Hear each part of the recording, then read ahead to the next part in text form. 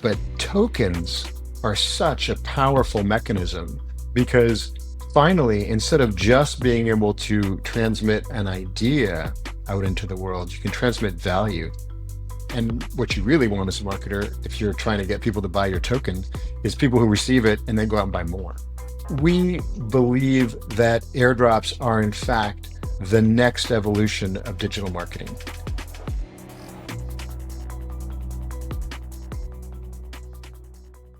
Hello, everyone, and welcome back to the Unleashing DePIN Podcast. My name is Tyler. I am your host, and I am excited to have Paul from TrueTribe here on the pod. How you doing, Paul? Welcome on.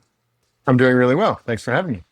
I'm excited to have you here. This has been a long time in the making, but I'm glad we get to finally make it happen because you're building what I would call the picks and shovels, the tooling and other resources for projects in Deepen to be successful. But maybe before we jump into all of the things that you're doing, that you're spending your time on, can you give a quick overview of who you are, talk a little bit about TrueTribe for people that are tuning in as we jump into this? Sure. My name is Paul Murphy, and I am the CEO of TrueTribe. And TrueTribe is an airdrop platform.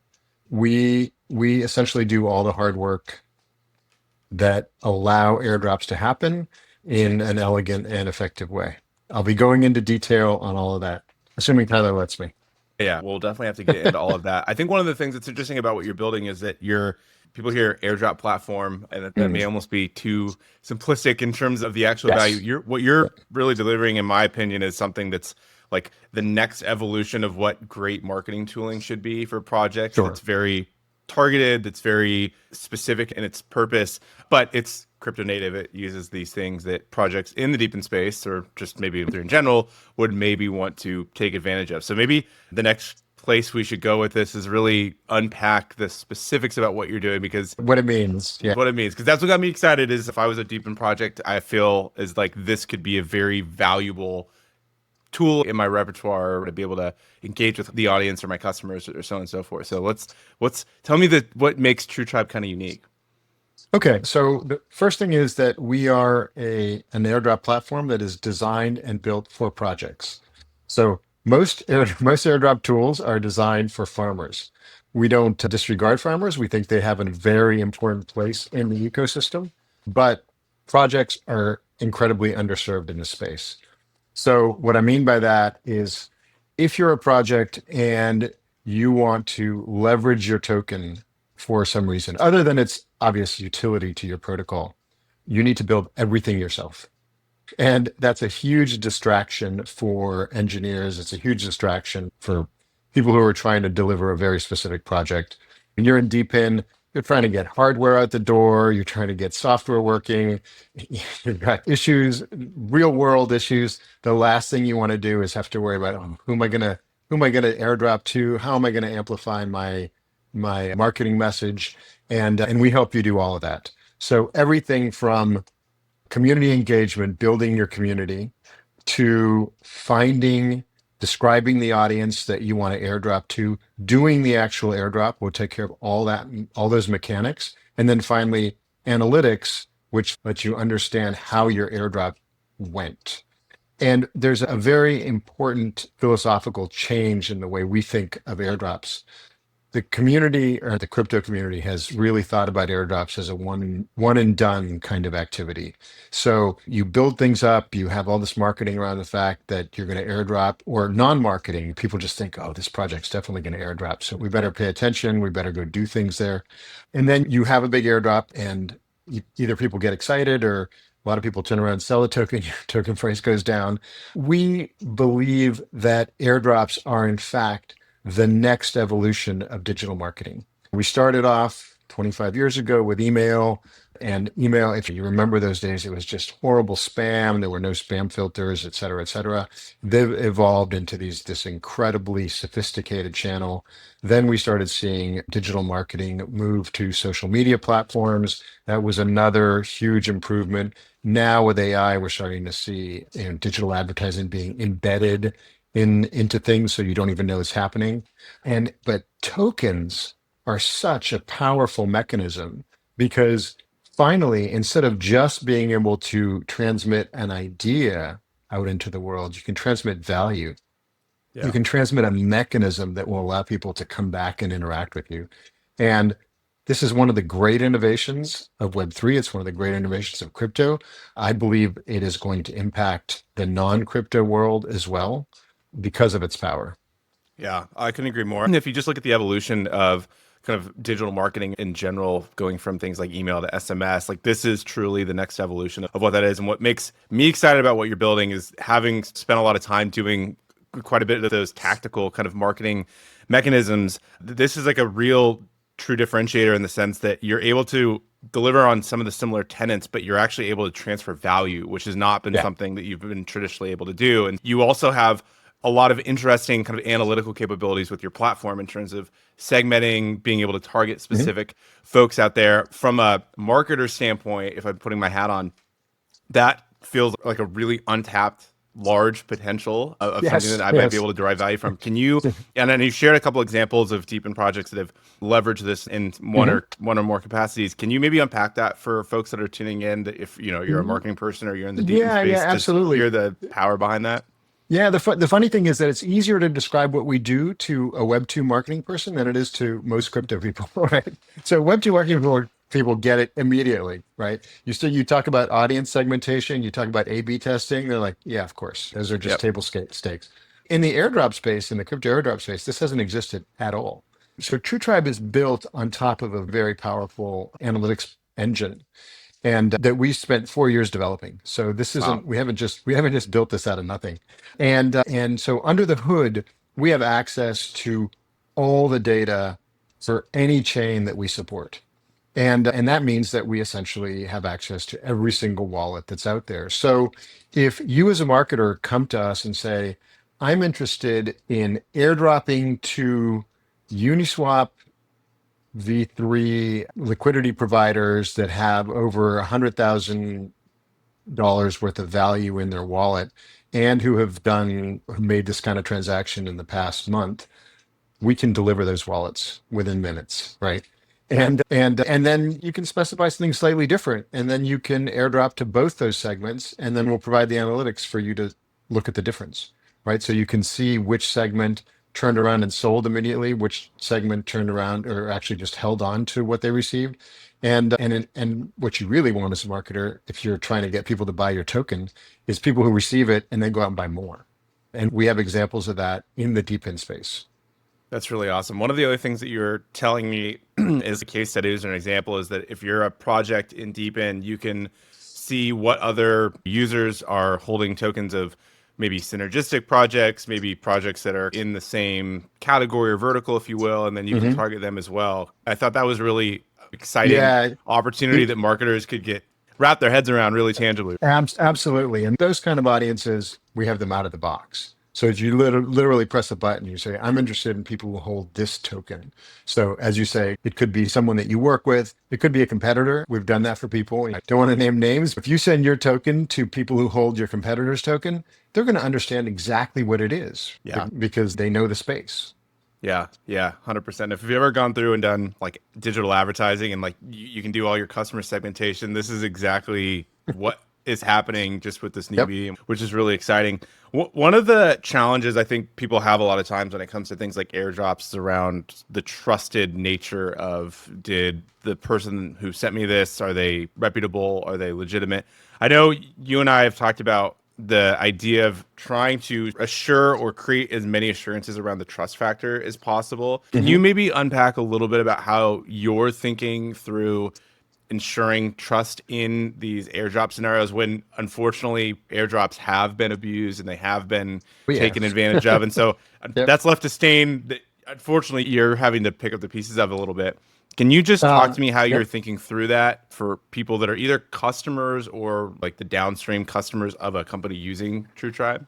So first of all, it's going to be a process. It's going to take some time. The same way that we went through a period when you'd get email and you just had no idea, right? Is this spam? Is this not spam? And eventually we got tools that allowed us to distinguish that.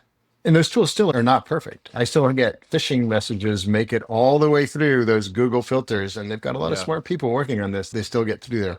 With tokens, there are a few avenues. First of all, as we get bigger and more people know about us, we're going to provide a mechanism for people to come and validate that's the case. One of the things we're thinking about is actually when we do an airdrop, airdropping one or more of our tokens along with it so that people have the connection back to us and can say, oh, this is a reputable entity. This token arrived as a means of validating these other tokens that just showed up in my wallet. And that's for what we call direct airdrops, where one day you open your wallet and the tokens are there. Then we have, of course, the ability to go and pick up airdrops. And in that case, it's more the reputation of the project itself that is providing those airdrops that matter, right? Because they're telling their community, hey, people who meet these criteria are eligible for an airdrop. Go see if you've qualified. And in that case, you just need to, it's the same mechanism that applies today. Are these people trustworthy, or are they just someone who showed up in my Telegram feed? Yeah. On the, call it front end validation process, are you envisioning the user experience in a way that people who are receiving the airdrops can go and check on maybe your website or validate right away that that company was in fact the one that sent them? Or is it like an easy wallet? You just plug your wallet in and say, yes, this came from the company that you anticipated.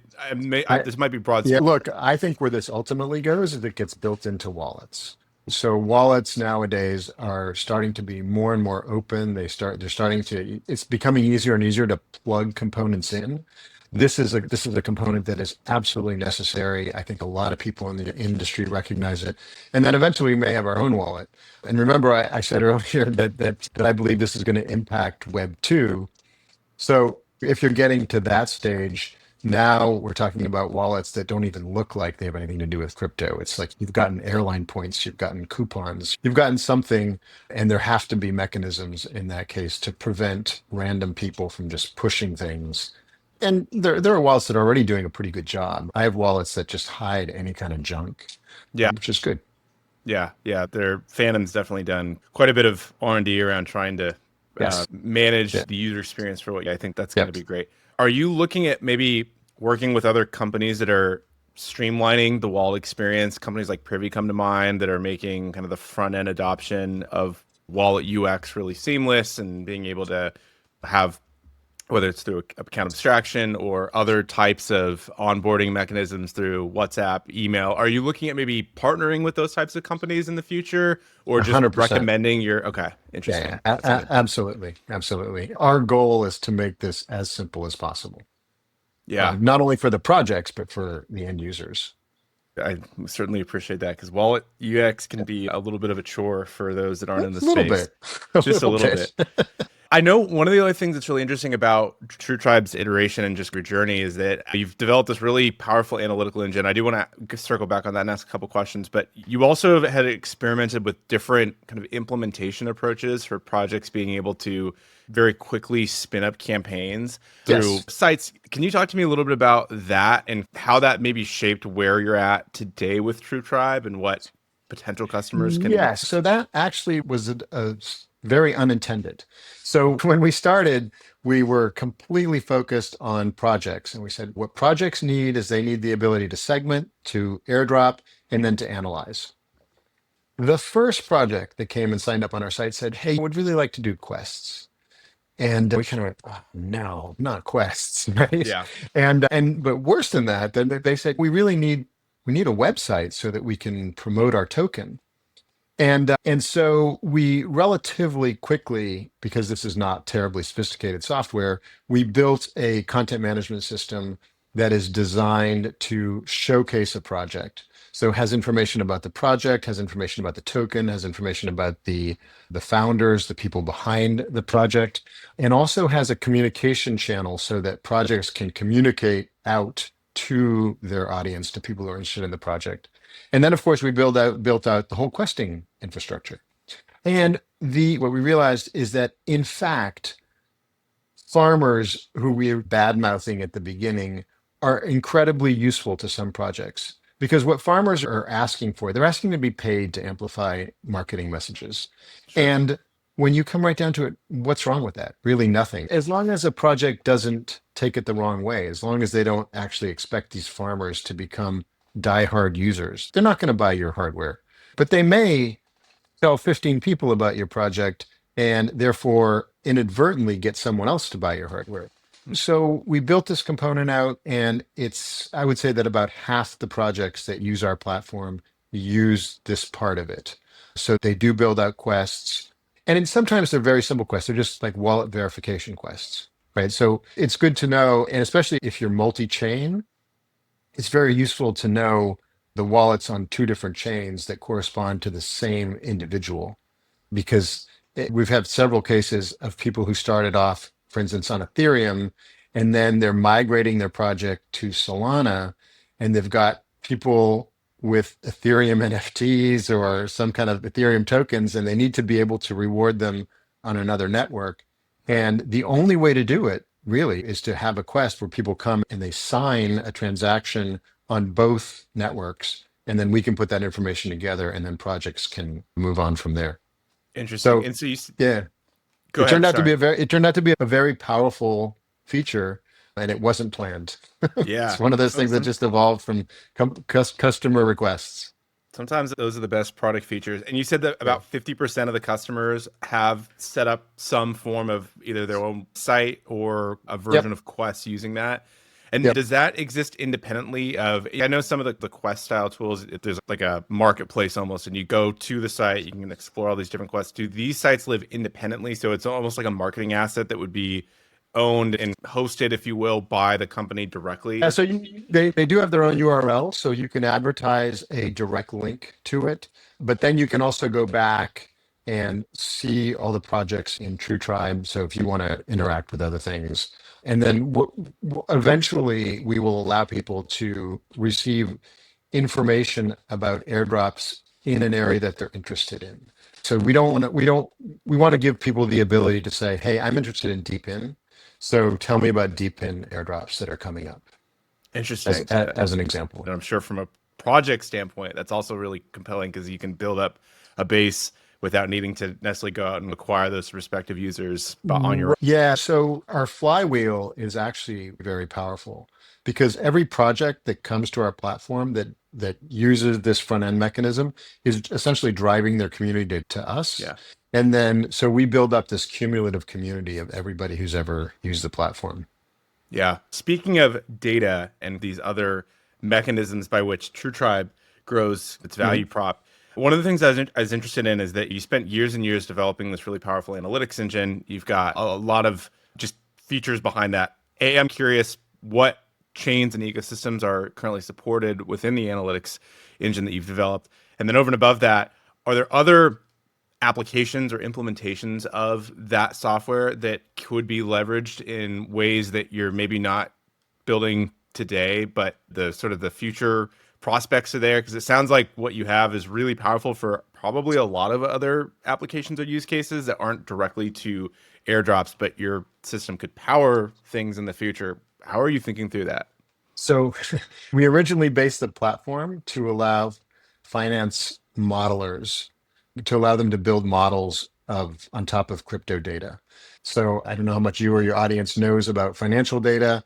It's fairly complex. There's a lot of it, and people spend years learning how to model that data and try to find interesting insights to it.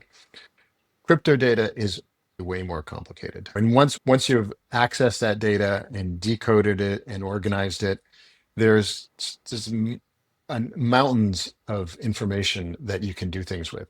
So that's why we built the platform. But our audience were only very sophisticated analysts at high-end financial services firms who also happen to be developers. And the Venn diagram between those two communities is quite small.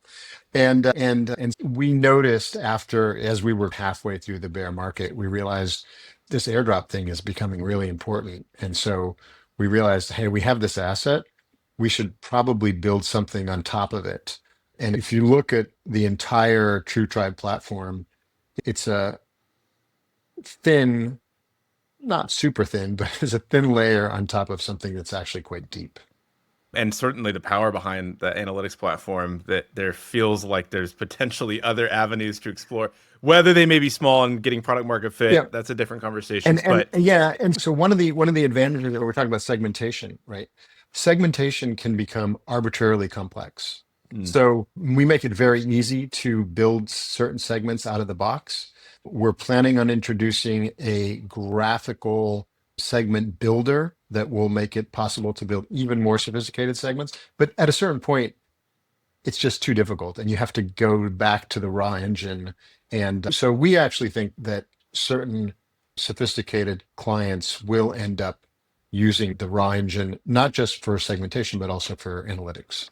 Yeah, there's definitely a lot there. In terms of the types of data that you're collecting, I know you mentioned Ethereum, you use Uniswap as an example. What are the different chains or platforms or ecosystems that you're digesting as part of your engine? So right now we're supporting 17 EVM chains. EVM chains we can add them really quickly. We also, of course, support Solana, which is critical to Deepen projects. And any Solana derivative we can support as well. As your audience probably knows, the data models are completely different, EVM and Solana. So that was introducing Solana into our platform was a big lift, but we managed. And we're really happy we did because it's a great chain for this kind of work. Yeah, and there's a lot of Deepen projects that are building on Solana. I can definitely empathize with the pain. When I context switched from EVM, I mostly spent a lot of my time in the EVM world. And then when I switched over to Solana, I was going through their block explorer. It was like a foreign language to me, trying to understand all the nuances because it's very different than what you see in the Ethereum world. I can't imagine that was a small lift by any stretch. Right. Well, under the hood, it gets worse. Oh, I bet. Yeah. That's really crazy. So maybe one of the things that we can talk about is just a tangible example of Deepen projects. I know that we chatted a bit about offline. If these aren't public examples, then we can maybe obfuscate the names. But you'd shared some different examples that projects had specifically used TrueTribe. Can you maybe share a few of those in the Deepen context, so prospective projects can say, oh, this is something that I can also come on and do in my project? There are really two big areas. One is rewarding people who are doing something that you want them to do. In some cases, you'll know who they are because they're your users, but in some cases they're not. They just happen to be interacting with your protocol in some way. And it depends on the Deepen project, but in some cases there's no direct connection. So in that case, you may want to have a campaign to reward those people because they're behaving a certain way. You may want to reward people who buy your token and hold it, or buy your token and stake it. And then you may want to further reward them with follow-up campaigns to encourage a certain type of behavior. So that's one way of using it. Another is to raise awareness amongst the community, or the related, as you mentioned, the related community or your competitors. And so building segments and building audiences that meet those criteria. And as I said, we can get incredibly granular. You want to find rich users who happen to have used your competitor in the past 30 days, we can find every one of them because we have access to all the wallet contents, we have access to all the activity, so we can focus in on how people behave over time or recently. Interesting. Are you looking at potentially developing some automation tools within the suite of services that you have for being able to automatically reward people on maybe a time-based duration, or if they perform XY actions over and above quests, but you say, hey, if we see wallets that are they meet 7 different criteria factors or these parameters, we'll automatically send some tokens out to them. Is that part of the roadmap at all? Our product manager likes to call these things airdrops. Okay. And we haven't exposed this yet, but yes, it's absolutely on the roadmap. So you'll be able to define the criteria and allocate a pool of tokens that will be airdripped out over time based on certain criteria. Yeah. That's really cool. That'll be a neat way for people to maybe make their life a little bit easier, but also just continually engage with these folks. Yeah, we have to be careful. We already have so many features that we overwhelm a lot of people. We don't want to introduce too many new concepts at once. Speaking of new things that are coming at you, you alluded to this a little bit earlier, which was your token. And so you were talking about potentially coupling the sending of your token with an airdrop so that people can verify that this is in fact coming from you. What's the roadmap look like for your token? What's the relevancy of the TrueTribe token within the platform or the ecosystem? Can you share that for people that are interested? Oh, yes. So there's 2 things I want to tell you about. The first thing is that you mentioned dog fooding. And one of the things that we wanted to do was to really stress test our platform by airdropping our own token. But until you get to TGE, you don't have a token.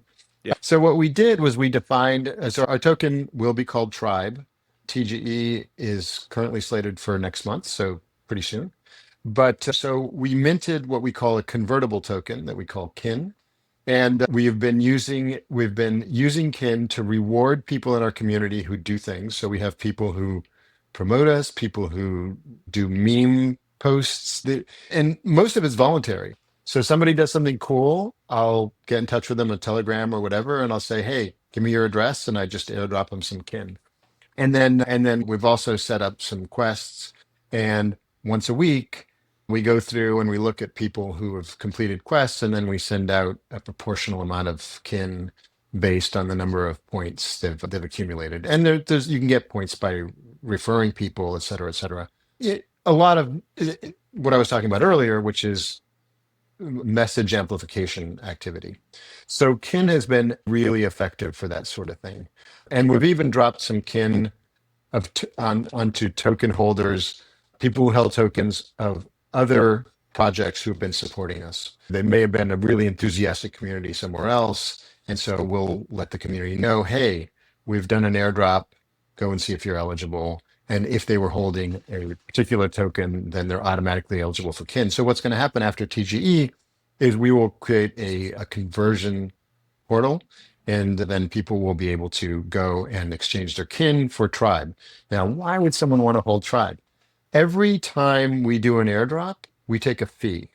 I hate to use Visa and MasterCard as an example, but every time you use your credit card, they take a fee, right? This is the same sort of thing. We have to get paid somehow, right? And so our treasury is accumulating other people's tokens, right? But what we have an implicit bargain. We don't want to hurt anybody's token price. So we want to hold most of those tokens for a long period of time. So that's our promise to the community. It's not formal, it's a promise. But we want to take 10% of those tokens and redistribute it amongst our community members so that they are rewarded for being part of our community, holding our token. So what we will do post TGE is people who hold Tribe will automatically receive airdrops from projects who have airdropped through TrueTribe. Interesting. Okay. So by owning Tribe, it'll be kind of like owning a faucet that'll continuously produce tokens. Interesting. That's a great way to think about it, and definitely gives an incentive to want to hold the token from a community member standpoint. Yes. Where are you going to be launching your token on Solana, or where are you planning on doing your TGE? It will be launched on Solana, and we haven't announced yet where or how we're going to launch it. Okay. Sounds good. We'll have to stay tuned for that. With respect to your kind of points to token conversion, I know this has become more or less the de facto way that projects who don't have a native token are able to continue to incentivize people. Are you looking at how you're doing that process for your own project as something that might be a future, something that you're able to roll out for other projects so they can engage in the type of airdrop marketing, but they don't have to necessarily be bound by having a token that's launched? Yes. So that all that mechanism exists. The quests result in points. We've seen projects use three different models. Some projects just they look for all the addresses that have engaged with them and then send an equal amount of tokens to all those people. And the rationale there is a lot of people believe that if you don't send a minimum value, people aren't happy about it. Yeah. Send me at least $20 worth of tokens or I'm not interested. Yeah. So that's one philosophy. Another is proportionality, right? So people say the more points you've accumulated, the more you should be rewarded because you've obviously done more for us. So our platform supports that as well. So you can airdrop and you can decide I'm doing a fixed amount per address or I'm doing it proportional, and then you can put in a ratio. There may be a total of 10 million points, but you only want to distribute 10,000 tokens, so you can't. You have to have some way of dividing those up in a way that's rational. That's super interesting. Gosh, there's so much that you've built, so much that's possible with TrueTribe. Was there anything else we didn't get a chance to cover that you think is relevant for people to know? No, I think we've covered all the important things. People will be hearing more and more about us after we TGE, and A lot of people say that airdrops are dead. Far from it. I think Far airdrops from are it. they're just emerging Yeah, as on people's radars, and they're going to become more and more important over time. I would agree with that, especially as it becomes more of a marketing tool and they become sophisticated instead of just this thing that's been hacky and pulled together, and you're really spearheading that type of experience, which is great. Gosh, Paul, Exactly. where can people stay up to date with everything that's happening at TrueTribe, whether it's for your TGE or just other developments? And also, where can people go sign up to become customers?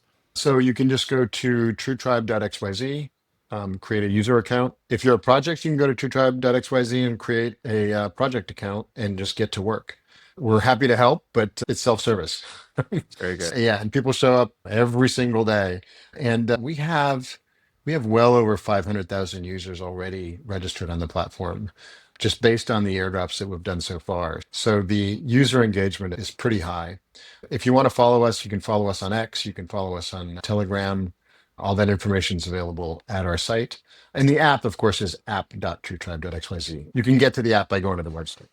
Yeah, that's awesome. We'll definitely have all that link below. I want to thank you again for coming on, getting a chance to chat. This is fun. We don't normally get to talk about tools and resources for Deepen projects, but I always appreciate when we get to do that because they are very important for community members, for builders, and it's Yeah. just great to have projects like yours that we can help amplify to get other Deepen builders building really great communities. And Yeah, and we really love Deepen because Deepen is such an obviously useful marriage between the real world and tokens. yeah. And we're trying to create a useful marriage between tokens and marketing and community engagements. So philosophically, we just go really well together. Yeah. And participating in so many different projects, I 100% see the value add. And I'm excited Cool. to see more Deepen projects join the TrueTribe ecosystem and become Awesome. members, community members, all that kind of good stuff. Awesome, Paul. I want to thank you so Okay. much again. I think we're going to wrap it up here, folks. Definitely go check TrueTribe out. Go sign up. Go join the quest. Go participate in the ecosystem. We will have all that link below. And we'll just want to say thank you again. And we'll see you all in the next one. Take care.